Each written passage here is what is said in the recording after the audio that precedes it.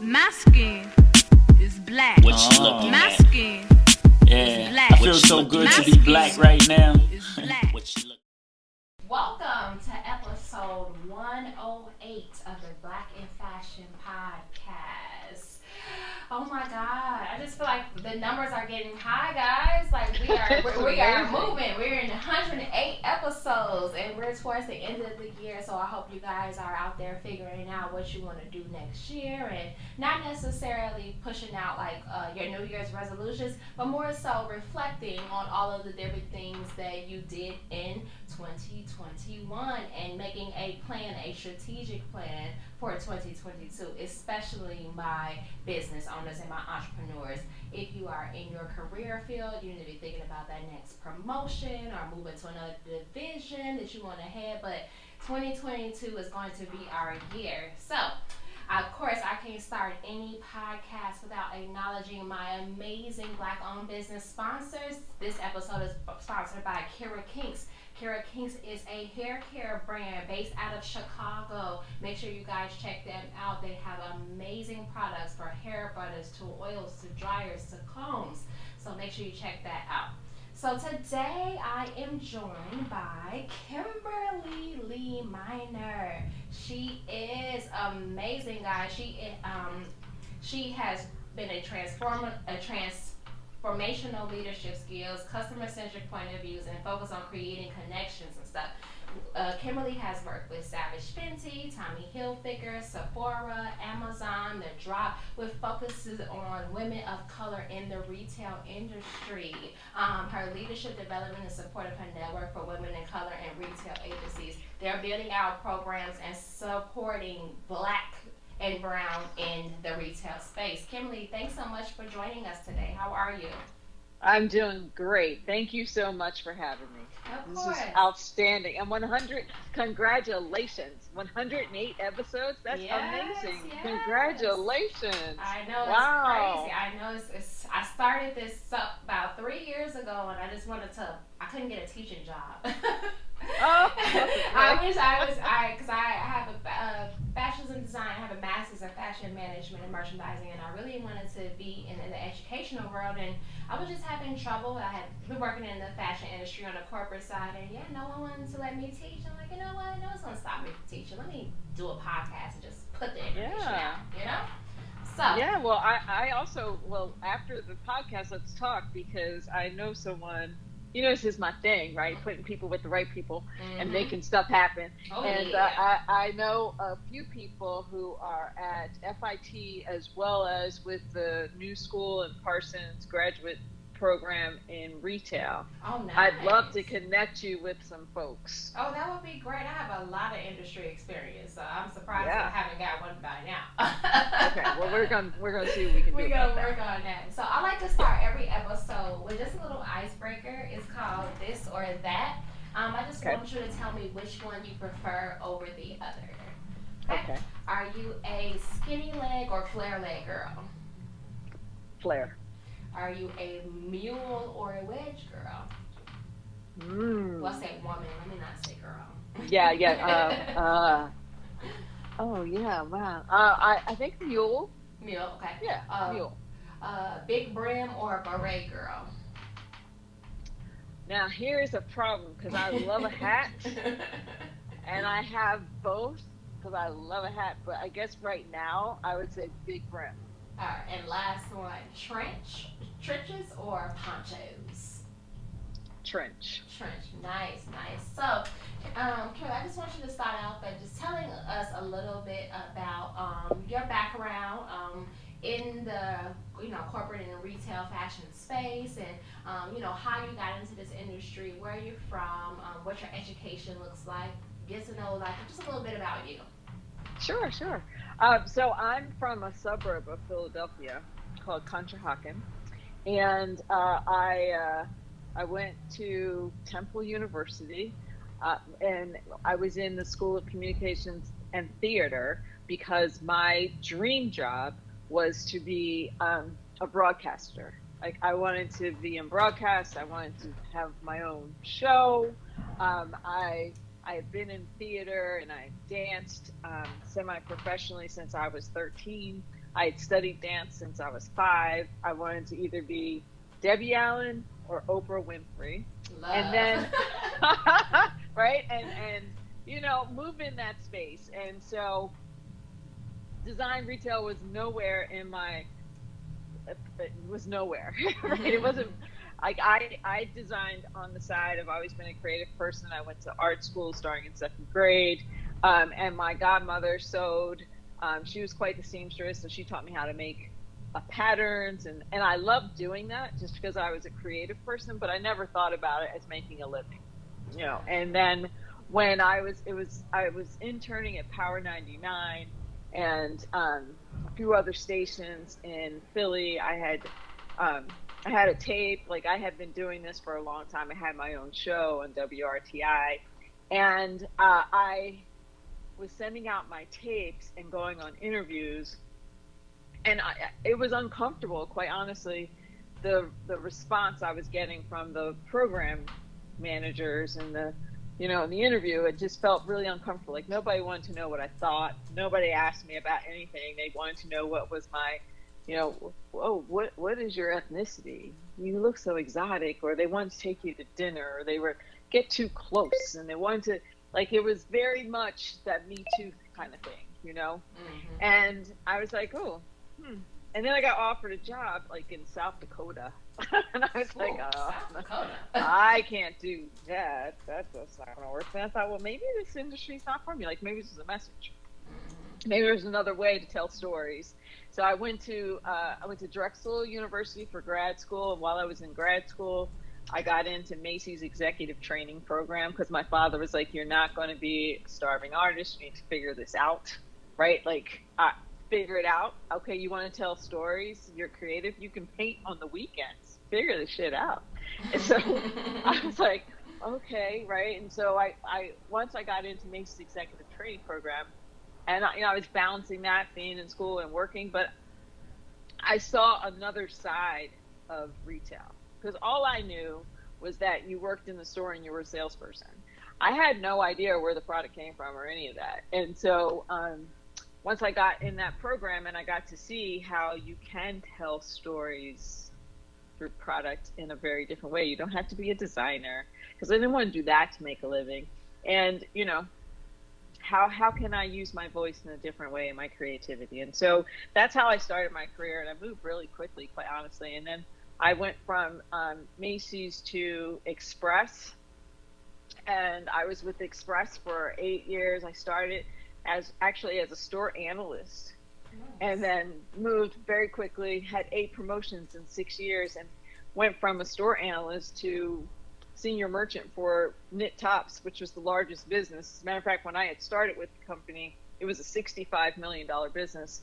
Wow. By the time I left, it was $350 million. And so I at one point, I was the only, there were 3 women of color who were in the corporate side of the business, and we're still friends, but one was an assistant and one started the exact same time as I did as a store analyst. Mm-hmm. And I got promoted and they didn't. And I was like, well, they were like, well, you do all these extra things. I'm not doing that. They should be promoting me just because, I'm working my ass off and and I was like, yeah, I don't think that's how corporate America works. Mm-hmm. Right. And I was lucky enough, like, my mom and dad, kind of gave me a real clear picture, right? Like, this is who you are. This is who you need to be in corporate America. And this is how you're going to, move. You don't get promoted for doing the job. You get promoted for showing how you can be in that next position.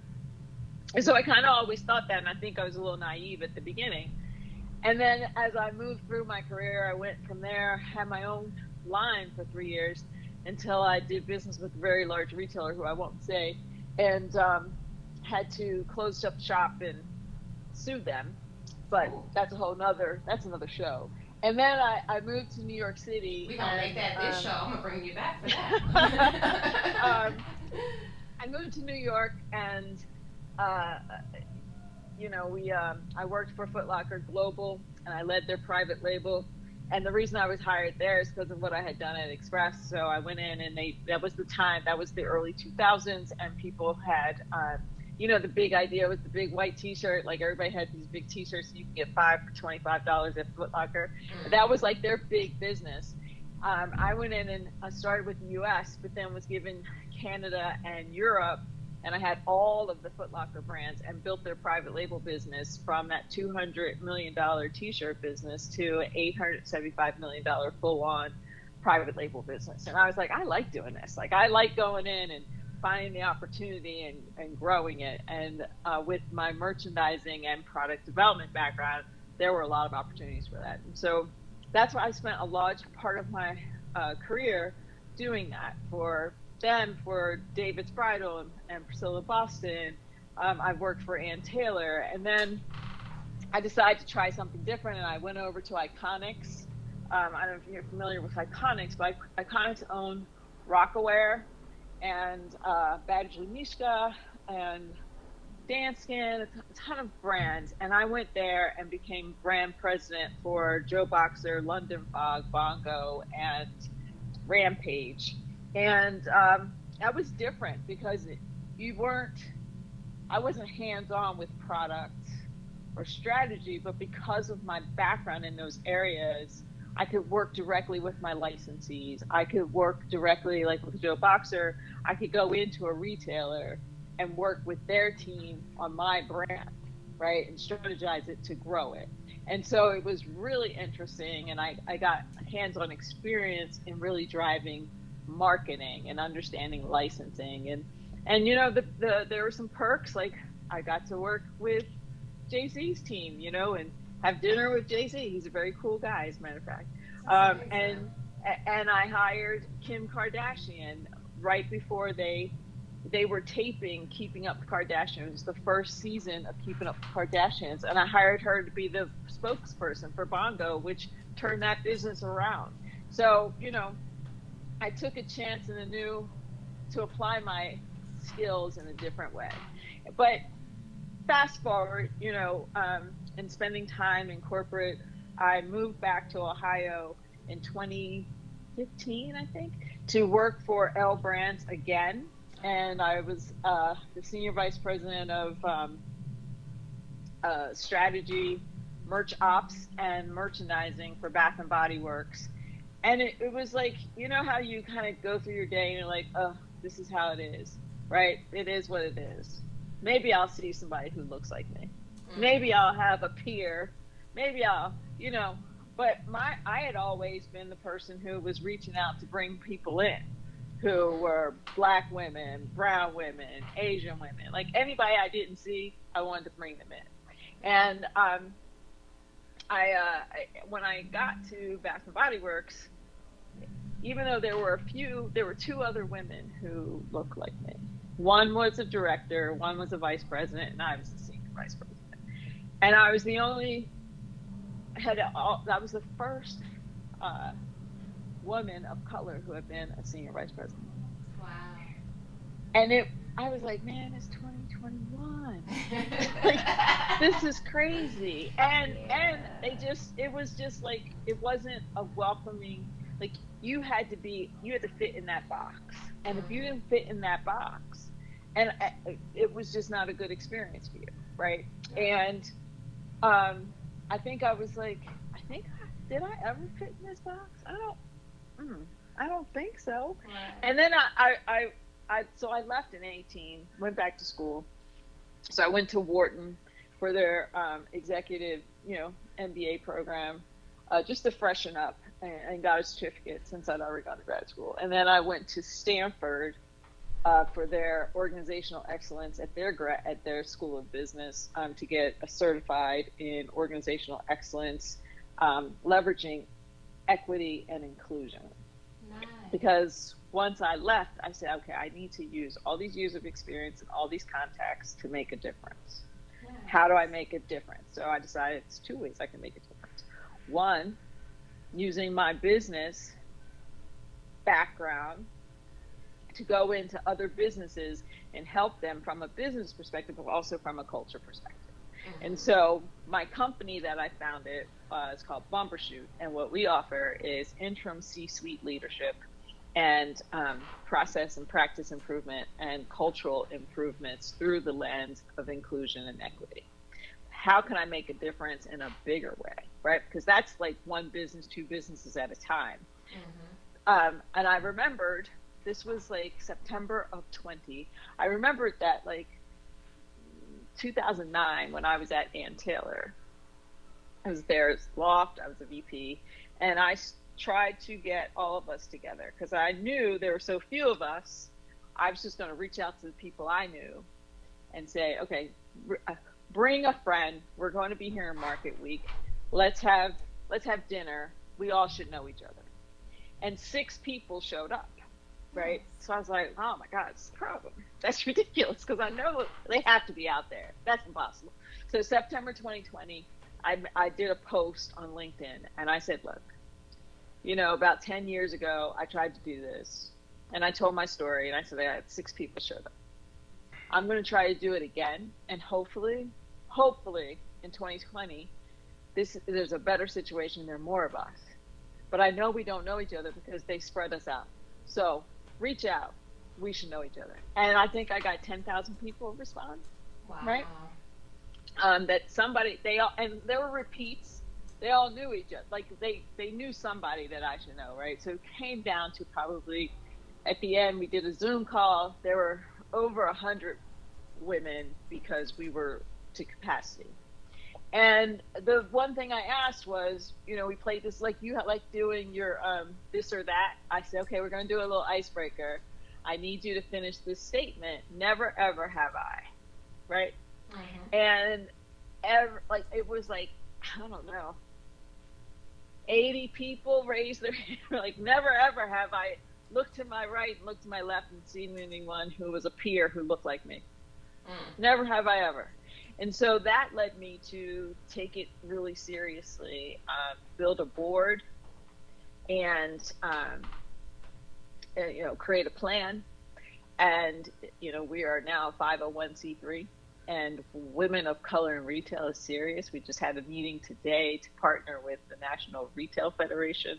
We have so many of these larger retailers that want to partner with us because they know we're serious. We have the background. We're not trying to create this is not a mentoring program. This is a real organization that will provide advocacy. It will provide tools. We're going to work with the retailers, the CEOs, the CHROs. We're going to understand what their biases are. What are the things that are getting in the way of them seeing all the people who work for them and really helping create paths so that you don't have to leave the company you might really enjoy being with. You don't have to leave there to have an opportunity.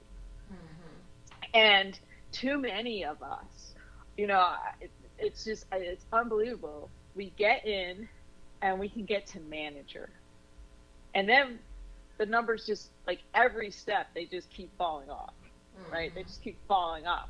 And so how do we fix that? And so that's what Women of Color in Retail is for. It's a network, so we want to offer support, but it's really about allyship, sponsorship, and leadership, and making sure that we can look to our right and look to our left and see peers at every level.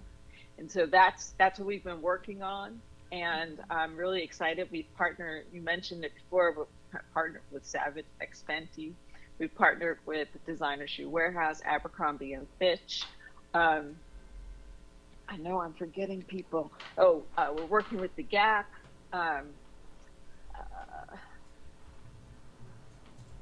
Victoria's Secret. I mean, the big people want to be a part of this. So it's exciting. It's important work. And I'm looking forward to change. I want to be a part. Well, you can. You know to. me. We can make that happen. That's easy. But so that's my story. That's your story. That's amazing. I absolutely love what you're doing, and you know how passionate you are about it. And it seems like the journey that I feel like I'm trying to take, as far as like, you know, inclusion and stuff like that. And that's pretty much where I am, but I do, what I feel like I lack is mentorship. And what I don't have because I'm everybody else's mentor. And that's typical. That's kind of the problem that I'm facing right now. So I'm really glad that I, can have this conversation with you. A lot of times when I interview people, I'm often, just learning a lot about their experiences and like what they do, but I'm not actually necessarily like learning from them. But I feel like I've just learned so much about you, and what you're doing, and I want to share with you like my vision and what I have going on. So I'm just like, we can definitely partner together. Oh, I think that's great. I'm open for it. Yeah, absolutely. I actually, I don't know, because I know I own 4 businesses. What? Yeah, okay. I do. And one of them being LC Apparel Consulting. It is a product development and production company for emerging designers in the, Black. Most of my clientele is Black. In the last 2 years, I've done product development and production for over 200 Black women brands. What? I'm right here. Wow. I'm right here in Brooklyn, and my team is completely Black too. I have 10 employees. I love it. You have 10 employees? I have 10 That's employees, fantastic. and they are all Black, and we are the Black women that we like to say we're the Black women making your clothes.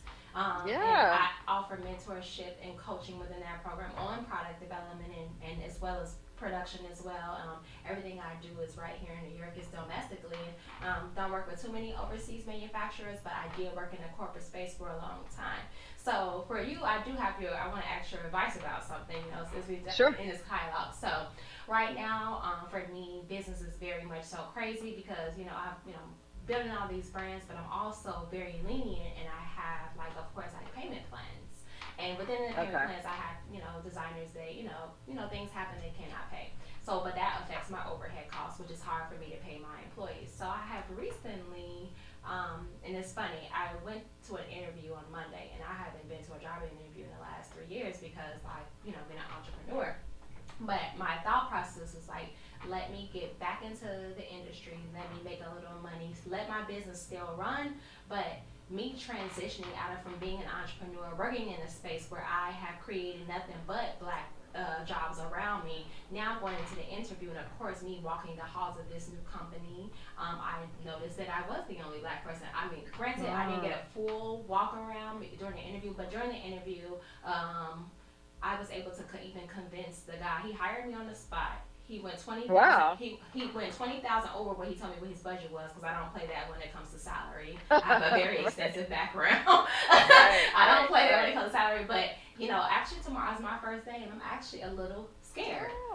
Because I'm just like, I haven't been in a space like this in a while, and me coming from that space, that's why I built my business the opposite of what I went through when I worked in corporate. And I was in product development and production management for a good 7 years. And in every space that I was in, I was the only Black girl in a position of leadership. I have been, called the aggressive Black girl. I've been called different things, but it's just like, I'm here to do a job. I'm here to get things done. And I don't feel like I was aggressive anyway, but do I come off to make sure that I'm assertive and I insert myself in any position that I am? I absolutely do. But now I'm like, tomorrow is going to be a test. And I'm nervous, which is very not like me, to say the least. But I am, because I literally built a business to do the opposite, to give opportunities, to be inclusive. And now I'm stepping back into this corporate fashion world. I got a position as a production manager, of course. And I'm not really sure how this is gonna go. So, what type of company is it? I will be doing girls outerwear, sleepwear, swimwear. They're expanding. They're a new company. They've been around about since 2008. They only have one license. They have a Juicy Couture license. But that's pretty much it. They're a private label brand, and they're selling a lot and getting a lot to Walmart, Kohl's, Sears, all the companies literally every company I ever worked for. I worked for G3 for a long time in the Calvin Klein division.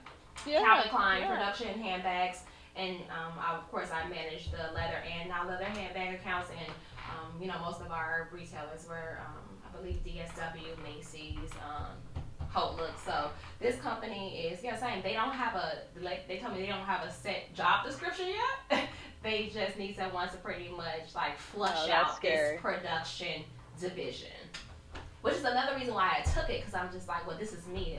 This is what I do. I do production. I do product development, and I'm comfortable with managing multiple brands at one time. I'm comfortable with delegating, working with a team. I'm comfortable with working with smaller companies that are trying to expand because this is what I do. But I'm nervous. Yeah, that's a lot. So, and so what's going to happen to your brand? You're going to be able to keep that? Yeah, I have a commercial space. I still got rent to pay over there. I have 10 employees over there. That's another thing. I honestly, I didn't tell them because I felt like every time I've been in, I feel like I did go to an interview a couple weeks ago, and I got a lot of pushback because I own my own business, and I started to create a proposal on the reasons why you should outsource your product development or production manufacturing, especially with the way the economy is going and stuff, to keep overhead costs down. So I was called myself trying to pitch this idea in the interview, and they weren't going for it. Like, oh, you're just trying to use our company to build your business. I'm like, it's honestly the complete different. I don't work with factories overseas for my business. I only work domestically because my clients can't hit certain MOQs. So to me, it's not even the same. I'm working with designers who are on their first collection, and this is their first time. I'm not working with big box retailers, so I get it. They feel like it's a conflict of interest, but I don't feel like it is, because to me, we're in two completely different markets, and all the designers I work with are black. Look, and they're let all me over tell the you. U.S. Well, even if that wasn't the case, what I have seen is that there is definitely a divide and an unequal expectation for women of color, and then for everybody else. And so I see people all the time, and they're having no problem with their own business, right? But I know for a fact I had that issue, right? When I was getting back into corporate America after having my own business, people were like, oh, I don't know, because you had your own business. So you might think, well, that's given me more savviness, experience in a different way to bring to your company, but you'd rather focus on that, not understanding that if I make a commitment, I make a commitment, right? And so I understand that challenge, and I think that's smart in not saying anything, because you never know what's going to happen, right? But that also, on the flip side of that, should take away your nervousness, quite honestly, because you have something. You have something that's yours, right? So if you get there and you're like, oh, this was a mistake, I can just go. You can go. True. Right? True. Yeah. Right? Yeah, you're right. So I wouldn't be nervous, and don't let them make you nervous, because you know what you're doing. You've been doing it for yourself. And that's harder than anything else, because that's really like if you don't kill it, you can't eat it. Right? So you're absolutely right. So you should be proud of that, and that should give you extra fuel to show up, like. And that's how when I say I gave it to him in the interview, I gave it to him like I was talking to one of my clients. I was just like, whoa, I kind of shocked myself. I did. I was like, whoa, okay, I'm still good at this. Okay. And what do you want to come of it? Like, what is your end game for that? Well, I guess I really want to honestly help another company, because like I wanted to have that on my resume too. Like I feel like I'm helping so many small brands, but if I can take a company of that caliber and be able to increase their overhead and increase their sales, like, because I'm great when it comes to factories. Like, that is something that I'm good at. I'm good at numbers and negotiating and cost and delivery and costing out products. Like, that is my strong point. And I feel like if I can bring that to the table to a company like that, this proposal thing that I would like to do to offer to different companies of that caliber will work, but I have to have the track record. And right now, my track record, I guess I'm building brands, but I want to take more established brands and push them out and be able to help them. That's what I want. Okay. So I think that by working for a company like this, especially when they're in a place where they are growing, that I can come through the door, create a production division that you don't even have, make it successful, train a team, give them the tools that they need, and boom, stay in my business. Because that's the goal. Because I also own a nonprofit too. It's called the Black Rose Designer Club. And I Okay. offer mentorship and coaching to young girls ages 6 to 22, and we do events and we do teaching, and we have a whole program for young girls. And I want to be able also to raise money to be able to send those girls in my program and give them scholarships. And Okay. also pay for commitments. Right now, I'm donating money, of course, from the money I'm making in LC into the non-for-profit, and I'm more using my personal expenses to do all these things and pay for the activities that I do with these kids and stuff. Well, why are you using your money? If you're a 501c3, then you should use other people's money. There's money out there. Yeah, I'm working on it. Okay. Yeah, because I feel like LC has really taken up a lot of the LC Apparel Consultants, taken up a lot of my time, and I haven't been able to put as much time into building the Black Girls Designer Club. I just hired someone new today, actually, to assist me in that outreach and getting those funds and those resources. So I just got the 501c3 recently. And then the other couple people on my e-board is like, I guess with non-for-profits, because they don't see the dollar sign attached to it right away, they're wishy-washy. I've had people like this say they're going to be there and they're going to do the mentorship and they're going to be active in the e-board and the growth of the non-for-profit, and then they go ghost and I don't hear from them. So I really have been doing this a lot on myself, and I have two other e-board members that have actually been active and like pushing this organization forward. Oh, okay. Well, But that's tough. it's tough. I mean, nobody's gonna push it like you push it, but Yeah. the truth is, you do need people who are committed to it. Like Yeah. that's the best. That's what I have found with women of color in retail. Mm-hmm. My board is committed. It's small, but they're very committed. committed. That's what right. I need. That's what I need. Yeah. That's been my struggle, I guess, finding those committed people that are, who want to do it and want to give back. We have a clothing drive next week. We have a manifestation and vision board party at the end of the year. So they don't have to spend any money out their pocket. It's really just their time. Like, I just Right. need their committed time. I'm providing the space because I own a commercial space. I'm paying for the marketing, and I'm literally doing everything. But I just need people's time to help, especially with outreach. Now, do you you do everything yourself? Is that because nobody is doing it, or do you? Yeah, they laugh. Do you know how to delegate? I delegate, but the only time people really step up is when we're having an event. So they'll do things for that event. But other than that, if we're not having an event, it's like crickets. And how often do you meet? We're supposed to meet once a month, but that doesn't happen that often either. We're supposed to have monthly wellness checks for each other just to check on our mind state and our meetings, but we'll sign on and it's on the calendar. So everyone has it, and then that day will come and then I'll log into Zoom and it's just me or one other person. Are they your friends or business associates? I would say they're business associates. Like, there are women that I've built throughout the community, like designers, just that I've gotten to know since I've been in New York. And we have like a text thread that has like 22 Black designers in it. And I always put the information in there, and people always say they're gonna be there, but then, they always fall behind. Yeah. Okay. But That's I'm a not, shame. it's okay. Like, I just feel like I want to keep pushing forward. I'm constantly promoting, like, that I'm, accepting new members, and I like new people to come on board. And I've done like PSA announcements, but I'm just gonna keep, keeping that going until I get it to where I need it to be, and finding like-minded individuals like myself. Okay. Yeah. Yeah, that's tough though. Yeah. I'm sorry to hear that. It's okay. It takes a minute. Yeah. It takes a minute. Yeah, I'm in no rush. I'm on my own pace. I just wanted to, I want to be able to do the things that you're doing and be able to provide different resources and stuff like that. So I'm not in a rush. I just want to do it and do it right and just make a difference. That's what it's about, and that's what we were talking about, just like making a difference. That's always my end goal, is to just make a difference and to change lives and to have like diversity and inclusion. Literally, exactly your mission.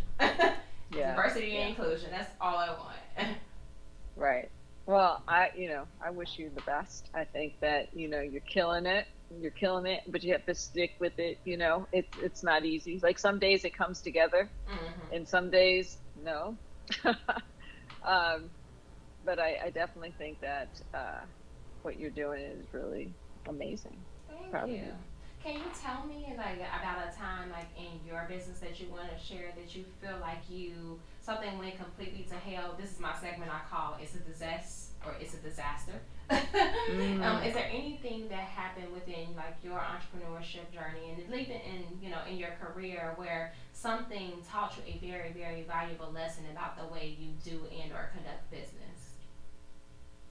Yeah, I guess I've had a few of those moments, but I guess if I look at my entrepreneurial experience, I would say that the idea that, it's a straight line, if you start it, it's going to keep growing, or like professionally, once you start on a path, it's a straight path. Like that's just, you throw that out the window. That's not true.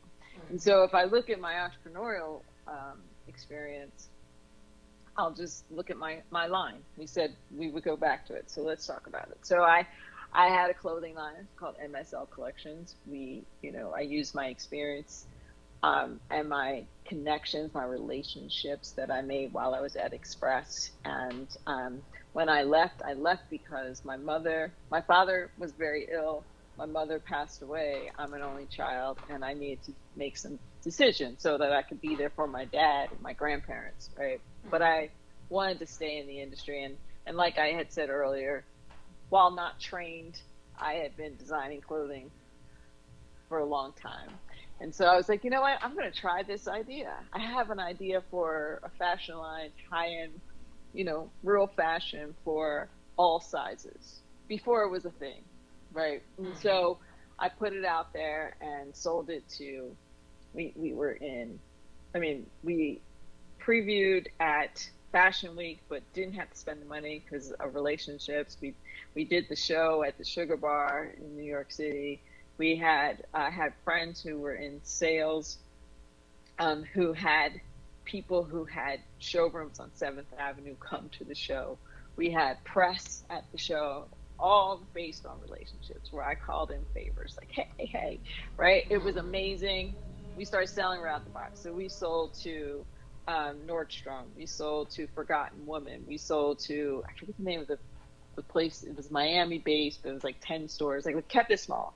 And then we also offered, very much like you, I offered private label package for smaller, like that's when Essence catalog was out. And, other companies, they weren't just Black owned businesses, but they were smaller businesses and offered full back of house. So I would sit in their coordination meetings and their design meetings, okay, so this is what our marketing story is for this book. We have this much from the market. We have these holes. Kimberly, can you create the product that goes in the holes? It was great. I loved what I was doing. Loved it. A friend of mine went to work for a very large retailer that was not in that higher end space. They were a big box store, and they wanted to get into fashion, but at a price point. So they asked me to create a line for them, which I did. We put it in 100 of their stores, and it sold out in a month. Wow. They bought back into it for all stores. It sold out. They brought back in. We were turning it so quickly, again, because of relationships, because those were big orders. But we were turning them like in 6 weeks. Wow. And it was the week before Christmas, and my accountant reached out to my attorney. My attorney called me and said, hey, do you have any form of proof that this retailer is going to pay you? So I said, yeah, I got these letters, and it has the invoices, and it has the payment and all that information. I said, what does this mean? Like, I haven't gotten this money? And so my accountant was on the call. He's like, you haven't gotten any of that money. Oh. So I said, so, because it was set up that the money would come in, it would go, would pay for the LCs, Mm-hmm. And I said, so then I owe a couple $100,000 to these companies? And he was like, yeah. I said, oh, that's a problem. He's like, it is, because they just announced today that they're going out of business. Whoa. So I said, okay, well, what are my options? I don't want to file for bankruptcy because I don't want to deal with that, but I owe these companies. And so I went and met with the banks, and We had long conversations. Like I showed them my books. I wasn't trying to get over on them. You know, like, can we work some things out? I'm going to go get a job. I'm going to finish these outstanding orders. I'm finishing those. And then I'm closing the LLC. I'm going to get a job and we're going to work out a payment plan. And they were wonderful to work with. That's were. Great. Right. And then I said, now I have an attorney. We're going to sue them. It took 10 years to get my money back. Wow. I would get a check every now and then. But instead of like being depressed or thinking, oh my God, I'm sunk, what do I do? I really just took a minute and I was like, okay, what can you do? You can work. You can always work. Yeah. And maybe you don't work for the rest of your life, but you can get yourself out of this hole. And that's what I did.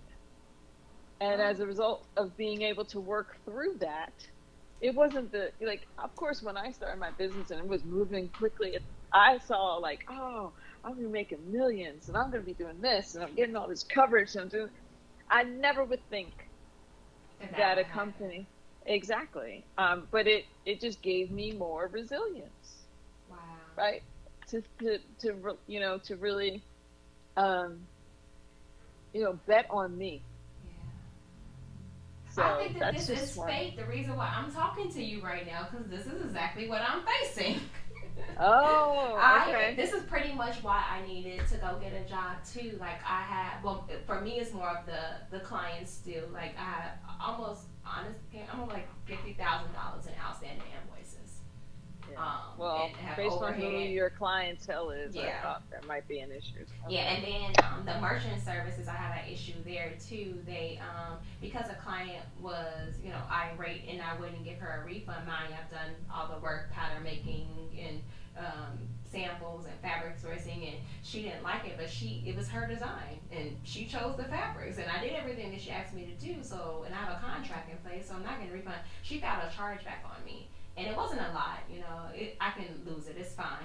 But the merchant account services that I use put a reserve on my account. So now, even till right now, any single transaction that goes through my account, they take 15%, which puts another $16,000 in reserves that I can't touch. Wow. Yeah. Wow. So that's what I'm up at. So I think that me, talking to you today was for a reason.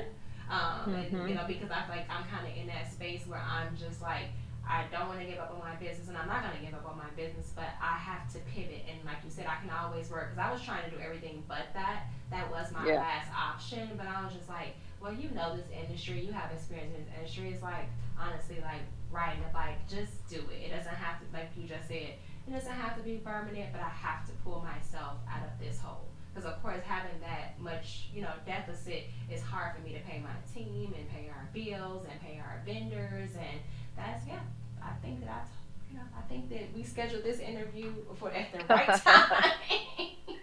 Yeah, I mean, without doubt. That, right? Yes. Yes, absolutely. But it's true, and sometimes we don't even know who we can talk about. Right. Right? Who do we talk about this to? If they haven't gone through it, are they going to be able to understand? Yeah, and I have been holding it in because I don't have anyone to talk to about it. I'm first generation like entrepreneurship in my family. Of course, my family doesn't even live here, so if we trying to explain this and talk about it, and like trying to explain what I'm feeling and what I'm going through, I can't just talk to anyone about it, But I do try to be very transparent, like with my audience, because I have such a big following. I'm like trying to tell them, like, you gotta have heart, you gotta have passion, And I do these things when I started the business, I didn't do it because there was a dollar sign attached to it. I did it because I loved it, and for a long time, I gave away my services for free. And granted, this podcast is for free. I pay for studio time and marketing out of my pocket just to put the information out there. Like this is just because of how much I love it. Right. That's a lot, though. I mean, and I know I've been there, and I can say, like, when I was there, I gave a lot of reasons why I did it, right? But I didn't really know why I did. I just felt like I don't think I have another choice, right? But think about what you've done. 108 episodes. you could probably get a producer who could bring on some funding for you or get some sponsorships. I have Right, a couple with some of the sponsors. brands. Yeah, I have You a do? couple sponsors. Okay, good. But it basically breaks even. It pretty much pays for the studio time. I probably need to charge a Okay. little more on that. Okay. Okay. Yeah, but I mean, you're not going to forget these lessons. All right, I can just definitely. tell you that. It's I going to know be good. that. All right. Yeah. So before we wrap up, this is my last part. It's just my last segment is called "It's a Muse." So if there's any quote or affirmation or a book of anything like that that you want to share that has helped you like within your career and in your journey that you think an entrepreneurship or someone who's destined for greatness should keep in mind. Goodness, there's a lot. Hmm. This is gonna sound kind of trite, but I I was looking at this quote yesterday, and I was like, yeah. Maya Angelou, and still I rise. Oh, it's one of my favorite. I know that poem by heart. I learned that poem in Yeah. second grade. Yeah, it's that part of it though that really hit home for me, because whether you're an entrepreneur or you are a woman of color and you're in this industry, it's a difficult industry. It's very difficult. Entrepreneurship, retail, fashion is very difficult. And every day you have to prove yourself. And sometimes it feels like a weighted blanket, right? Like, oh my gosh, it's so hard to just walk across this office because I'm so tired. It's just so heavy on my back. And still we rise. Yeah. So, yeah. That's it. I'm going to end that with the last part of it because I know it by heart. Leaving behind nights of terror and fear, I rise into a daybreak that's wonderfully clear. I rise, radiating the gifts that my ancestors gave. I am the dream and the hope of the slave. I rise, Yes. I rise, I rise. I rise. That's right. Thank you so much, Kimberly, for joining me today. This has been wonderful speaking to you. I think this is going to be one of those episodes that people absolutely love. They love the conversations and less of the interview. Wonderful. I'm glad. Yeah, it's so open, and I feel like I learned a lot. The audience is going to learn a lot, and I really appreciate you. Thank you so much. Well, thank you, and please keep in touch. I want to know how everything's going. I will. Thank you so much. And as All I right, always you take say, care. guys, thank you. Stay black. Peace out. Peace out. All right. Bye, Kimberly. Thank you. Bye-bye.